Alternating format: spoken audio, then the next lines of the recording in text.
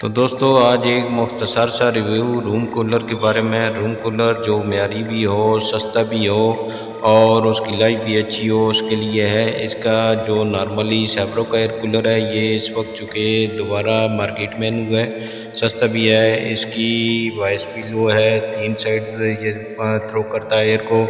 Low voltage AC लेता है। 2 inch hybrid honeycomb इसके जो पैड होते हैं ठंडा करने के लिए वो मौजूद होते हैं। क्रिस्टल आइस बॉक्स मौजूद है और उसका channel water distribution system, high performance conductor wire motor, 3 year warranty है इसकी। 30 फीट एयर थ्रो है, यानी आप बड़ा अच्छा खासा इससे हवा का फ़ायदा उठा सकते हैं। उसके बाद बास रूम कूलर है। बास भी एक अच्छा है, मयारी है रूम कूलर। इसकी ये वोल्टेज भी 220 से 230 तक लेता है।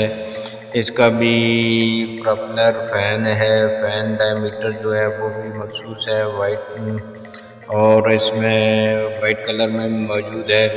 मीडियम हनी कम वाटर टैंक 56 लीटर है। मैनुअल ये कंट्रोल होता है। कूलिंग एरिया इसका भी अच्छा खासा है और ये मयारी है। आप इसको 22,500 में ले सकते हैं।